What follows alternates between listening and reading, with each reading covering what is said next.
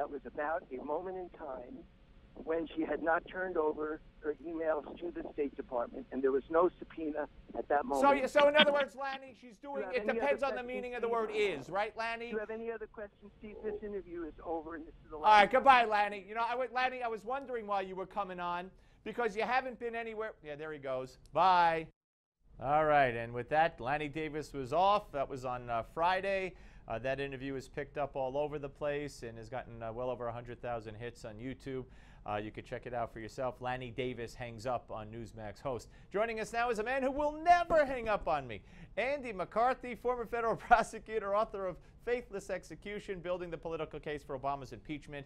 Also, of course, National Review columnist. And Andy, great to talk to you, sir. You know, when she sits there and she says, I've never got a subpoena, I mean, do they rehearse these lies, or does she lie spur of the moment? I don't even get it. It's hard to say, Steve, except that, you know, we've got about, 25 years of experience with this routine. And, you know, frankly, I just don't think that she's as swift on her feet as President Clinton was. And, you know, when she's more apt than he to dig herself into a hole, politically speaking, and she's less gifted in terms of trying to get out of it. So that's not a real good combination for her. No, it's not. All right, so when she says also, Andy, that she was under no obligation to hand over anything, and she basically did this out of the goodness of her heart, and she cooperated 100%, I mean, that's not true, is it? No, look, there were laws, guidelines, and regulations that required her to do State Department business on government email systems. She even enforced those when she was the head of the agency. And the head of the agency, of course, this is not just an agency, it's a department, is responsible for making sure that everybody, including herself and her underlings, complies. And the non-compliance here was her personal non-compliance and those who were closest to her in terms of being her closest advisors. And she withheld this information under circumstances where it was clear that there were criminal and congressional investigations that were relevant to Benghazi. I haven't heard much discussion of the criminal aspect of this, but the Justice Department did indict somebody in connection with the Benghazi attacks. It's just insane. You wrote a great piece over the weekend, I believe, about how Republicans have needlessly undermined their own ability to resist the Iran deal. Now, we don't have an Iran deal today. They say the deadline's been pushed, maybe tomorrow.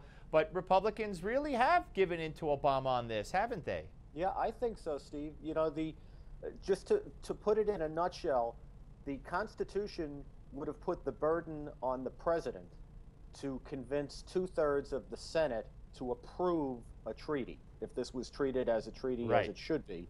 And what the Republicans did in the Corker bill was completely flip the presumption.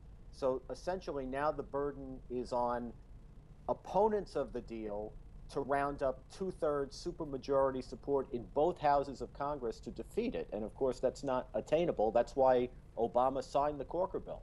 It's insane. And you know, at the time, I remember saying when Obama actually said, all right, you got me. You know, like he was giving in. He was giving the Congress what they wanted. I got to tell you, Republican leadership is either stupid, and I don't believe that, or they don't care anymore. They've thrown in the towel. Yeah, I think it's cynicism as well, Steve. You know, they've now set up this framework so that this deal will be approved.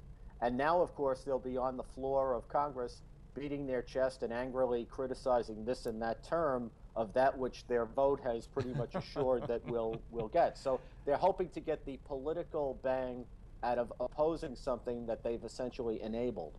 You know what, it's just frightening. That's why Donald Trump is resonating so much. Andy, great to talk to you, my friend. Thank you very, very much. Thanks, Steve. All right, Andy McCarthy, ladies and gentlemen. Up next, it's Give Me Five. But first, as you know, every day following the Steve Malzberg Show at 7 p.m. Eastern, it's the Daily Wrap. And today, co-host Rick Unger joins us to give us a little sneak peek, a little preview of what will be on tonight's Daily Wrap.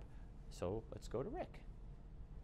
Thanks, Steve. Tonight on The Wrap, momentum appears to be growing for the candidacy of Donald Trump as he appears at a standing room only rally in Phoenix, Arizona. But does his campaign have legs, or has it already reached its peak? We'll take a hard look at the state of the Trump campaign tonight.